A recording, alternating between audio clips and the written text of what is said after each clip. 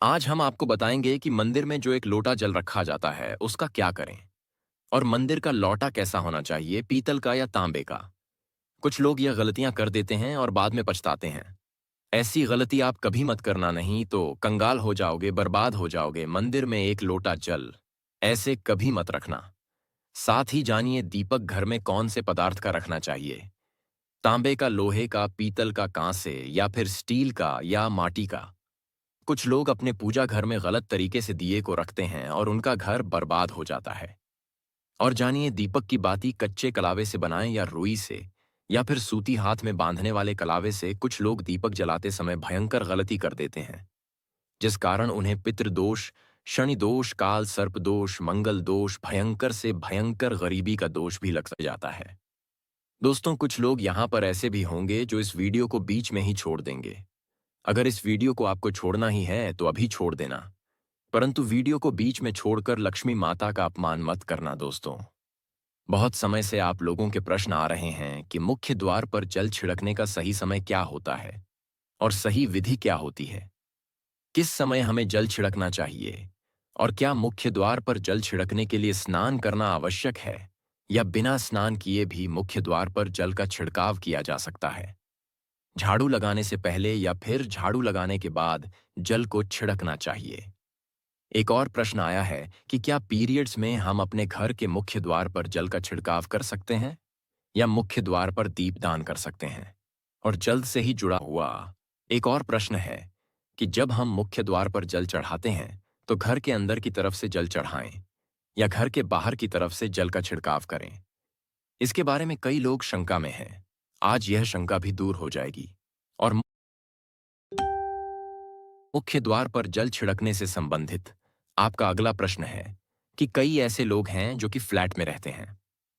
कुछ ऐसे लोग हैं जो कि किराए के मकान में रहते हैं, एक ही कमरे में रहते हैं तो उन्हें अपने घर पर मुख्य द्वार पर दीपदान किस प्रकार से करना चाहिए, जल कहाँ छिड़कना चाहिए। तो दोस्तों, आज की वीडियो पूरी तरह से आपके प्रश्नों पर ही आधारित है।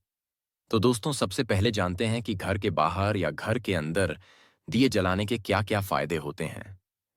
दोस्तों, घर के बाहर या घर के अंदर दीपक जलाने के फायदे जानकर आप चौंक जाएंगे।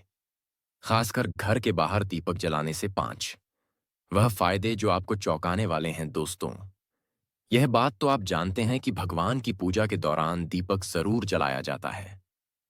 हिंदू धर्म में पूजा करते वक्त लोग देसी घी या सरसों के तेल का दीपक जरूर जलाते हैं तथा तिल के तेल का दीपक भी जलाते हैं। हालांकि पूजा के लिए भगवान के सामने दीपक जलाना सिर्फ पूजा का एक तरीका ही नहीं है, बल्कि घर में दिया जलाना या घर के बाहर दिया जलाना कई तरह के फायदे मिलते हैं। दीपक जलाने से न सिर्फ कई शक्तियां जागृत होती हैं, बल्कि यह 5 बड़े फायदे भी मिलते हैं। तो चलिए जानते हैं दोस्तों। नंबर 1, पृथ्वी से अंधकार दूर होता है। घर में दीपक जलाने से घर का अंधकार तो दूर होता ही है, साथ ही नकारात्मक ऊर्जा को भी कोसों दूर रखती है। यहां पर दीपक जलता है तो वहां पर सकारात्मक ऊर्जा का वास होता है। जाहिर सी बात है, जब घर में सकारात्मक ऊर्जा होगी तो भगवान का भी वास होगा। इसीलिए घर में शाम होने से पहले, रात होने से पहले दीपक अवश्य जलाया जाता है, ताकि घर में कोई गलत नकारात्मक ऊर्जा प्रवेश ना कर पाए। दोस्तों, तेल से जले दीपक का प्रभाव उसके बुझने के आधे घंटे बाद तक वातावरण में बना रहता है, जबकि शुद्ध देसी घी का दीपक बुझने के बाद करीब 4 घंटे तक वह वर्ण को सकारात्मक रखता है। दोस्तों, नंबर 2, दीपक जलाना न सिर्फ धार्मिक नजरिए से फायदेमंद है, बल्कि वैज्ञानिक दृष्टिकोण से भी यह फायदा पहुंचाता है। जब घर में शुद्ध घी या सरसों के तेल से दीपक जलाया जाता है तो उसके धुएं से घर के माहौल में सात्विकता आती है और इससे आसपास के वातावरण में मौजूद हानिकारक कणों का विनाश होता है। दोस्तों, नंबर 3, घर में होता है सुख समृद्धि का वास।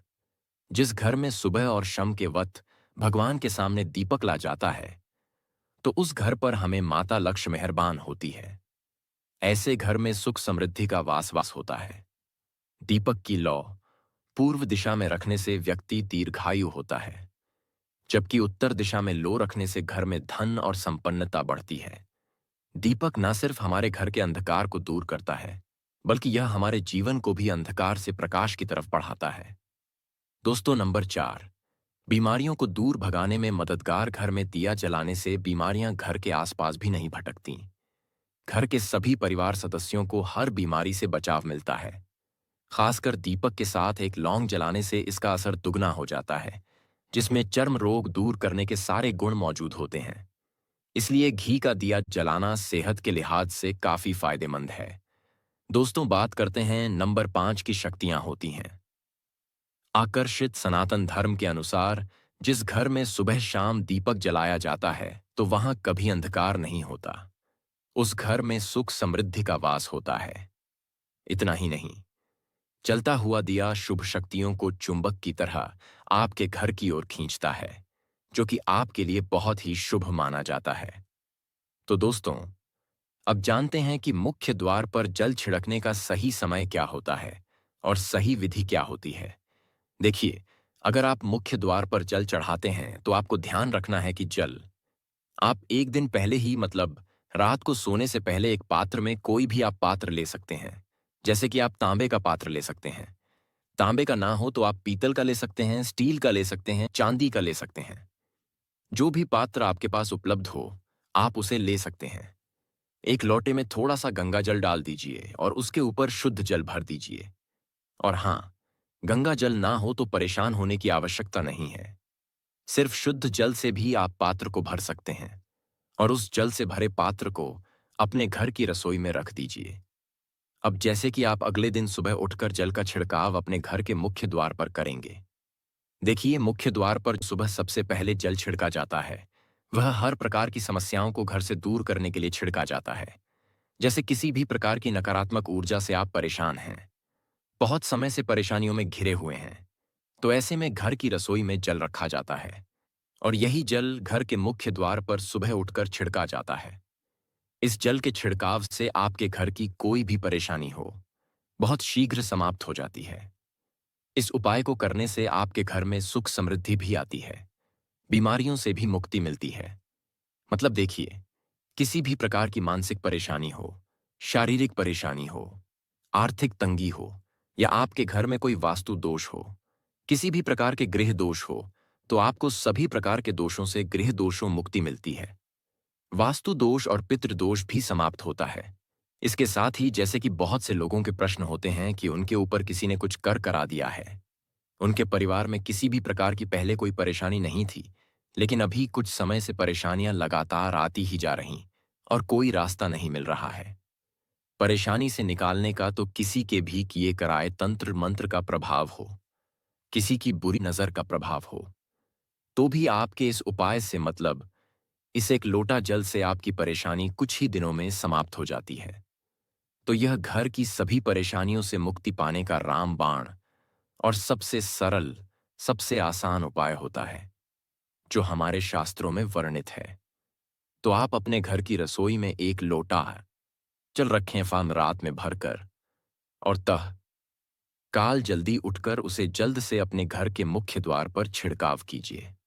अब जैसे कि बहुत से लोगों के प्रश्न आते हैं कि यह जल हमें किस समय अपने घर के मुख्य द्वार पर छिड़कना चाहिए, तो देखिए, सुबह सूर्योदय होने से पहले इस जल का छिड़काव आपके घर के मुख्य द्वार पर हो जाना चाहिए। आप चाहे इसके बाद आप शुद्ध जल से, मतलब किसी भी दूसरे जल से, अपने घर के मुख्य द्वार को धोते हैं तो कोई समस्या नहीं है, लेकिन इस जल का छिड़काव घर के मुख्य द्वार पर सूर्योदय होने से पहले हो जाना चाहिए। अब दोस्तों, आपका अगला प्रश्न है कि क्या हमें स्नान करके इस जल का छिड़काव अपने घर के मुख्य द्वार पर करना चाहिए या फिर बिना स्नान किए भी कर सकते हैं। देखिए, यह जो हम जल चढ़ाते हैं, मतलब यह एक उपाय होता है, तो इसे हम स्नान करने के बाद नहीं करते हैं। सुबह जल्दी उठते हैं और उठकर सबसे पहले घर की रसोई में जाएंगे। उसके बाद उस जल को लेकर आप घर के मुख्य द्वार पर जाएंगे। मुख्य द्वार खोलकर मैन गेट खोल दीजिए और उसके बाद मुख्य द्वार पर इसी जल का छिड़काव कर दीजिए। और जल का छिड़काव करते समय अपने पितरों का ध्यान कीजिए, मां लक्ष्मी का ध्यान कीजिए, क्योंकि कहा जाता है कि सुबह सुबह मां लक्ष्मी प्रत्येक द्वार पर आती है, सबके द्वार पर आती है। जिनके भी द्वार खुले होते हैं, जिनके घर में जल का छिड़काव मुख्य द्वार पर हुआ रहता है, उसके घर में प्रवेश कर जाती है, तो आप माता लक्ष्मी का अपने मन में ध्यान कीजिए और एक तरह से प्रार्थना कीजिए, हे माँ लक्ष्मी, आप मेरे घर में प्रवेश करें। आपका स्वागत करने के लिए मैं तैयार हूं। और उसके बाद अपने पितरों का ध्यान कीजिए, क्योंकि जो हमारे घर की दहलीज होती है, वहीं पर पितरों का वास माना जाता है। तो जब आप दहलीज पर जल के छींटे देते हैं, तो आपके पितृ बहुत प्रसन्न हो जाते हैं और उनका आशीर्वाद भी आपको प्राप्त होता है। तो सुबह जो आप जल छिड़क हैं, इसके लिए स्नान करने की आवश्यकता नहीं है। बिना स्नान किए भी कर सकते। दोस्तों, वीडियो में आगे बढ़ने से पहले आपसे छोटा सा निवेदन है कि कमेंट बॉक्स में जय माम लक्ष्मी अवश्य लिखें। साथ ही हमारे चैनल को सब्सक्राइब करके बेल आइकॉन को भी क्लिक कर लें। तो दोस्तों, आपका अगला प्रश्न था कि मुख्य द्वार पर जल का छिड़काव सुबह झाड़ू लगा के बाद करना है या फिर झाड़ू लगाने से पहले भी जल का छिड़काव कर सकते हैं। तो देखिए, जैसे मैंने आपको पहले ही बताया था कि उठने के बाद सबसे पहला कार्य जो आपको करना है, वह जल का छिड़काव ही करना है। उसके बाद आप झाड़ू लगा सकते हैं। लेकिन एक चीज का ध्यान रखिए, जब हम सोकर उठते हैं, तो सबसे पहले बिस्तर पर बैठे हुए ही अपने दोनों हथेलियों को एक साथ देखना चाहिए और हथेलियों को देखते हुए मां लक्ष्मी का ध्यान करना चाहिए। करग्रवस्ते लक्ष्मी कर, मध्य सरस्वती कर, मूल्य तू ब्रह्मा प्रभाते कर दर्शन दोस्तों। इस मंत्र का उच्चारण आप चाहे तो कर सकते हैं, नहीं करते हैं तो भी कोई बात नहीं। उसके बाद दोनों हाथ जोड़कर सभी देवी देवताओं को प्रणाम किया जाता है और उसके बाद अपने हाथ से पृथ्वी का स्पर्श करते हैं, धरती को छूकर प्रणाम करते हैं 2 बार या 3 बार। और उसके बाद अपना दाहिना पांव पृथ्वी पर रखते हैं। उसके बाद ही बाकी के जो सभी का कार्य होंगे, वह उसके बाद ही किए जाएंगे। जल का छिड़काव आप उसके बाद ही करेंगे। मतलब सुबह उठने के बाद सबसे पहले हथेलियों के दर्शन, फिर धरती को प्रणाम कीजिए, फिर धरती पर पैर रखें और उसके बाद रसोई में जाकर आपको जल लेना है और घर का मुख्य द्वार खोलकर मुख्य द्वार पर जल का छिड़काव करना है। मां लक्ष्मी का और अपने पितरों का ध्यान करना है। उसके बाद आप अपने घर में आ जाएंगे और उसके बाद जो भी आपकी रूटीन वर्क होते हैं, मतलब झाड़ू लगाएंगे या फिर आप स्नान करेंगे, यह सभी कार्य उसके बाद किए जाएंगे। और अब जैसे कि कई लोगों के प्रश्न आते हैं कि जब हम जल का छिड़काव करते हैं, तो क्या उसी समय घर के मुख्य द्वार पर झाड़ू लगाकर और पानी डालकर क्या मुख्य द्वार की अच्छे से सफाई कर सकते हैं? जी हाँ, बिल्कुल कर सकते हैं। पहले आप जो रसोई में रखा हुआ जल है, उस जल का छिड़काव कर दीजिए। उसके बाद और भी पानी डालकर, मतलब अगर आपके पास जल और उपलब्ध है तो और जल लेकर, और घर के मुख्य द्वार की अच्छी तरह से झाड़ू से या कैसे भी सफाई कर सकते हैं। और कई लोगों के प्रश्न आए हैं कि हम किसी फ्लैट में रहते हैं या फिर किसी ऐसे कमरे में रहते हैं, किराए के कमरे में हमारे पास एक ही कमरा है, तो हम जल का छिड़काव या फिर दीपदान कहां पर करें? किसे हम अपना मुख्य द्वार माने देखिए, जो आपका अपना कमरा है या फिर जो फ्लैट है जहां पर आपका नेम प्लेट लगा हुआ है, आप उसी स्थान पर दीपदान करेंगे और उसी स्थान पर आपको जल का छिड़काव करना है। मतलब जहां पर अगर एक ही कमरे का मकान है, तो आपके कमरे का दरवाजा है, वहीं पर आपको थोड़ा सा जल छिड़कना है और वहीं पर आप दीपदान भी करेंगे, जो कि मुख्य द्वार से जुड़े हुए उपाय होते हैं।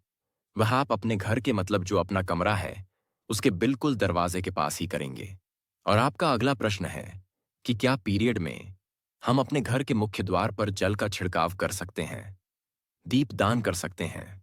तो देखिए, जल का छिड़काव करने के लिए पीरियड हो या ना हो, उससे कोई फर्क नहीं पड़ता, जल का छिड़काव कर सकते हैं। रही बात दीपदान की, तो दीपदान देखिए कार्मिक पूजा में आ जाता है और कार्मिक पूजा हम बिना शुद्ध हुए नहीं कर सकते हैं। मतलब पीरियड समाप्त होने के बाद ही आप कर सकते हैं दोस्तों। बाकी जल का छिड़काव आप कभी भी कर सकते हैं, पीरियड्स में भी सकते हैं, कोई समस्या नहीं है। और अब आपका प्रश्न है कि क्या मंदिर में जो हम जल रखते हैं, क्या वह रखना जरूरी है? और अगर हम रखते हैं तो उस जल का क्या करें?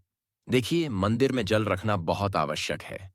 जल एक ऐसी चीज होती है जिसमें सभी प्रकार की जो एनर्जी होती है, वह जल में समाहित हो जाती है। जो हम पूजा पाठ करते हैं, मंत्रों का जप करते हैं या वहां पर प्रार्थना करते हैं, जो भी हमारे अपने मन की कामना भी कहते हैं। भगवान से तो सभी चीजें उस जल में समाहित हो जाती हैं। इसलिए पूजा करने से पहले घर के मंदिर में एक लोटा जल रखा जाता है और उसके बाद दीपदान मतलब एक दीपक प्रज्वलित कर दिया जाता है। यह अग्नि और जल का एक तरह से बैलेंस भी हो जाता है और इसलिए शास्त्रों के अनुसार घर के मंदिर में एक लोटा जल हमेशा होना चाहिए और दीपक भी प्रज्वलित करना चाहिए। तो अब इस जल का करना क्या चाहिए? देखिए, जब हम जल रखते हैं सुबह की पूजा में रखते हैं, मतलब सुबह जो हम पूजा करते हैं, प्रातःकालीन पूजा उस समय जल रखा जाता है और वह जल्द हम अगले दिन उठाते हैं। मतलब जब आप अगले दिन पूजा करने जाते हैं तो सबसे पहले तो उस जल का प्रयोग सुन लीजिए। आप अपने घर के सारे कमरों में मतलब पूरे घर में उस जल का छिड़काव करते हैं तो इससे आपके घर शुद्ध हो जाता है, क्योंकि वह बहुत ही पॉजिटिव एनर्जी से भरा हुआ जल होता है। इससे कई बीमारी भी दूर हो जाती है। उस जल का छिड़काव करने से किसी भी प्रकार की नकारात्मक ऊर्जा का प्रवेश आपके घर में नहीं होता। किसी भी प्रकार की परेशानी आपके घर में हो, अगर आप नियमित तौर पर उस जल का छिड़काव करें अपने घर में तो निश्चित ही आप परेशानियों से मुक्ति पा जाते हैं। कई बार होता है ना कि आप लोगों के प्रश्न आते हैं कि दवाई तो हम कर रहे हैं, लेकिन दवाई हमें लगता ही नहीं है, दवाई का कोई प्रभाव ही देखने को नहीं मिलता। तो ऐसे में अगर दवाई के साथ साथ उस जल को पीने के लिए रोगी को दिया जाए, यानी मेडिसिन इसी पानी से अगर खाई जाए तो बहुत अच्छी दवाइयां काम करने लग जाती है। और जैसे कि परिवार में अगर बहुत अधिक क्लेश रहता है, हमेशा आपस में हर बात पर मतभेद होता है, तो परिवार के सभी सदस्य इस जल में से अगर थोड़ा थोड़ा पीते हैं तो धीरे धीरे विचारों में परिवर्तन आने लग जाता है। सकारात्मक विचार सभी के होने लग जाते हैं और आपस में समन्वय होने लग जाता है। घर से कलह क्लेश और मतभेद हमेशा के लिए समाप्त हो जाते हैं। और मंदिर में रखे हुए जल का अगला उपाय क्या है? देखिए, अगर आप कोई दुकान करते कोई व्यापारिक स्थल है आपका तो प्रतिदिन इसी जल में से थोड़ा सा जल ले जाकर दुकान पर व्यापारिक स्थल पर छिड़काव कीजिए। इससे आपका दुकान आपका काम बहुत अच्छा चलता है। मतलब किसी भी प्रकार की परेशानी आपके व्यापारिक स्थल पर नहीं आती है, क्योंकि जैसा मैंने आपको बताया यह जो जल होता है बहुत पावरफुल होता है, बहुत पॉजिटिव होता है। मंदिर में रखा एक लौटा जल पावरफुल और पॉजिटिव से भरा क्यों होता है? क्यों इसमें सकारात्मक ऊर्जा का भंडार होता है? आइए जानते हैं। देखिए, जल जो होता है अमृत हुआ, मीठे मीठे फल हुए, भोजन हुआ, अनाज हुआ, उससे भी बढ़कर माना जाता है देवी देवता आपके दिए हुए इसी जल को ग्रहण करते हैं। मंदिर में एक लोटा जल रखना उतना ही जरूरी है जितना आप सुबह दोपहर शाम का भोजन करते हैं। जब हम भगवान की पूजा करते हैं और तांबे के पात्र में या पीतल के पात्र में एक लोटा जल जरूर रखते हैं। जल जो होता है सागर रूपी होता है और यही सागर आपकी नया पार लगता है।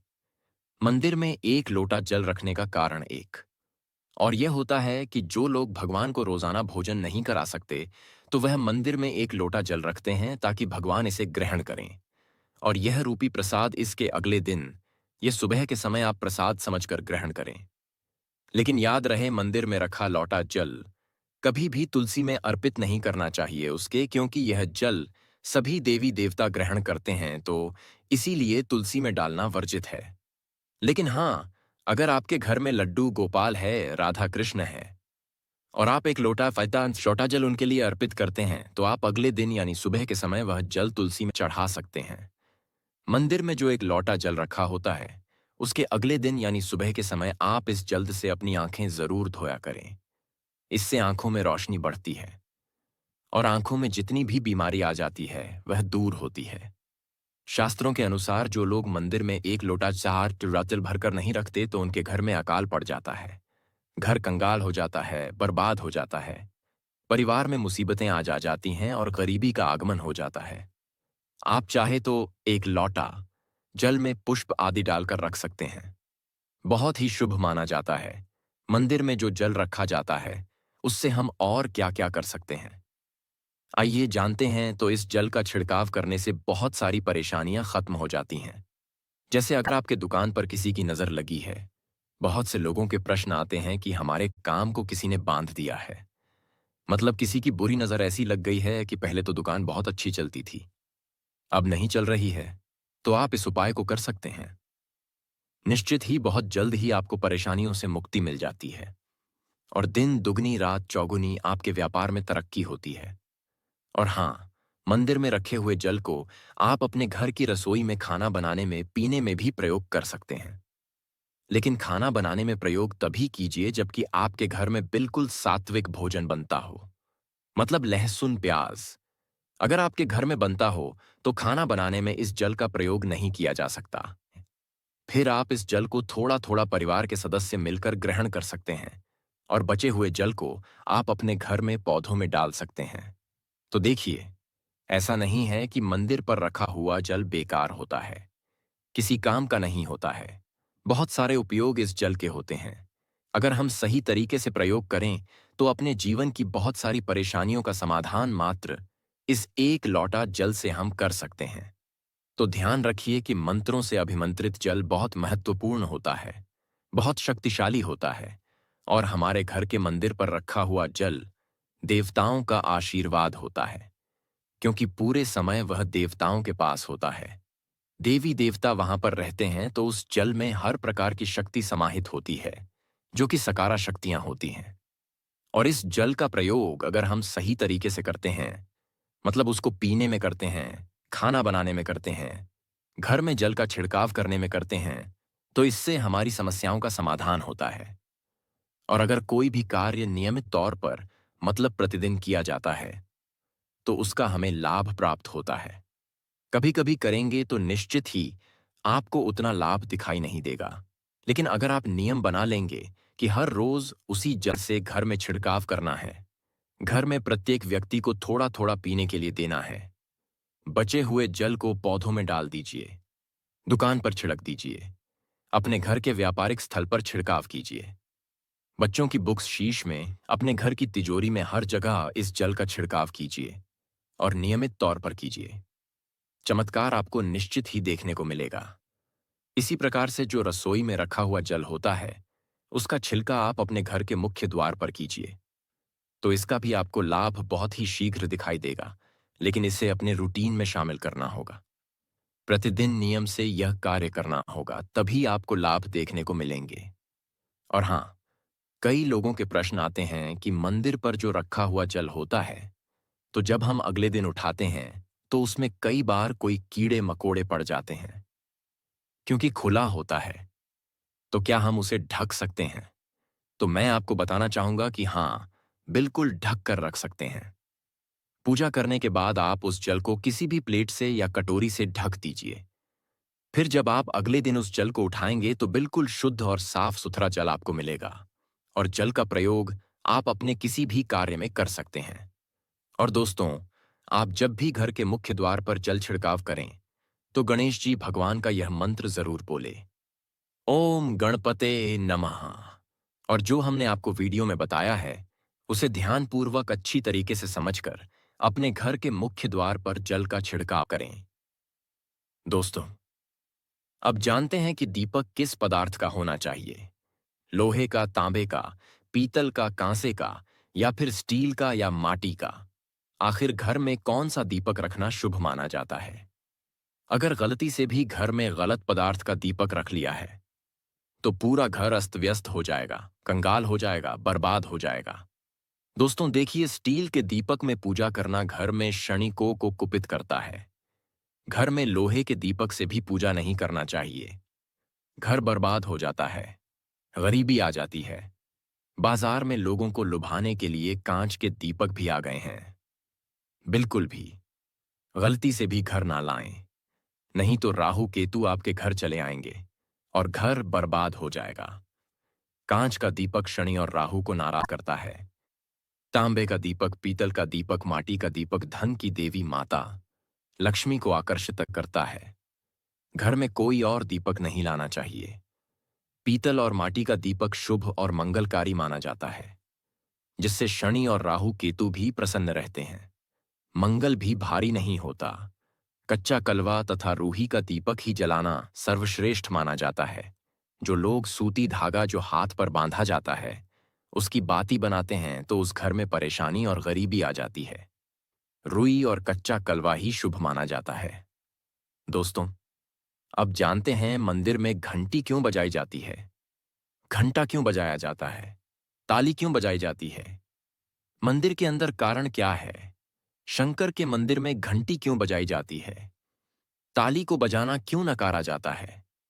तो यह पुराण है कि मंदिर के अंदर या घर के अंदर आप गरुण घंटी जब जाते हो, घंटी नाथ जब करते हो, तो शिव महापुराण की कथा और लिंग पुराण की कथा, विष्णु पुराण की कथा कहती है, मात्र घंटी का नाद कर देने से जितने भूमि पर तीर्थ है, जितने साध साधना कर रहे होते हैं, जितने जप तप कर रहे होते हैं, जितनी पवित्र नारी स्त्री का पालन कर रही होती है, जितने दान हो रहे होते हैं, कुछ समय पर जिस समय तुमने घंटी बजाई है, उस समय पर वह सारे पुण्य घंटी का नाद कर देने से तुम्हारे खाते में आ जाते हैं।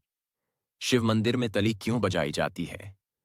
मंदिर में जितने भी बैठे होंगे, जो भजन कर रहे होंगे, जो साधना कर रहे हैं, अभिषेक कर रहा है, पूजन कर रहा है, 3 बार ताली बजाने से उनका सारा का सारा पुण्य हमारे खाते में आ जाता है, खिंचा चला आता है, हमारा भाग्य प्रबल हो जाता है, 1 सेकंड में हमारे खाते में आ जाता है और हम लगता है कि हम शंकर को रिझा रहे हैं। घर में गरुड़ घंटी का नाद करना दोस्तों, इसलिए बच्चों को खेलने के लिए घंटी नहीं दी जाती। गरुड़ घंटी कोई खेलने को नहीं देता, दूसरा सामान दे देंगे, पर गरुड़ घंटी नहीं देंगे। क्यों नहीं देते? क्योंकि गरुड़ घंटी का जब नाद किया जाता है तो सबका पुण्य हमारे खाते में जाता है, कोई साधारण नहीं है। घंटी बजाना पूजन के समय, स्मरण के समय पर भजन आदि करना चाहिए, इसलिए घंटी भी हर कभी नहीं बजाई जाती। और आपसे निवेदन है कि मंदिर में भी जाओ तो घंटी का नाद करो तो बड़े प्रेम से करो, ऐसे नहीं बजाओ। कई मंदिरों में मंदिर का पट बंद हो जाता है तो भी लोग घंटी बजा देते हैं, ऐसा करने से पाप लगता है। भगवान भन अगर मंदिर में सो रहे हैं तो उस समय घंटी बजाना गौर पाप माना जाता है। जिस जगह पर ब्राह्मण विद्वान हैं, साधक हैं, संत हैं, साधु मंदिर अगर बंद होता है तो उसके साथ में घंटी के नीचे के भाग को रस्सी से बांध दिया जाता है, जिससे घंटी बजे ना कहते हैं। अगर भगवान विश्राम कर रहे हैं, सो रहे हैं, निंद्रा में हैं या मंदिर का दरवाजा बंद है, उस समय अगर आपसे घंटी गलती से भी बज जाए तो कहते हैं कि 11 हाय, ब्राह्मण के भूखे रहने का दोष लग जाता है।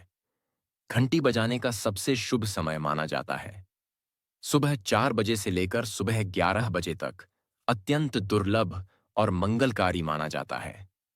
इस समय घंटी बजाना चाहिए। और रात के समय शाम 6 बजे से लेकर रात 11 बजे से पहले तक पूजा पाठ तथा घंटी बजा लेनी चाहिए, क्योंकि 12 बजे से पहले तथा 12 बजे के बाद मंदिर के पट बंद कर दिए जाते हैं। इस समय देवी देवता विश्राम करते हैं, निद्रा में चले जाते हैं। इस समय उन्हें जगाना मतलब और पाप का भागीदार बनने के बराबर है। आप अपने पुण्य नष्ट कर सकते हैं। तो दोस्तों, आज की जानकारी कैसी लगी कमेंट करके जरूर बताना। अगर आप थोड़ा बहुत भी माता लक्ष्मी का सम्मान करते हैं तो एक लाइक जरूर करना। साथ ही हमारे चैनल AK सियाराम को सब्सक्राइब करके कमेंट में जय माता लक्ष्मी जरूर लिखें। धन्यवाद।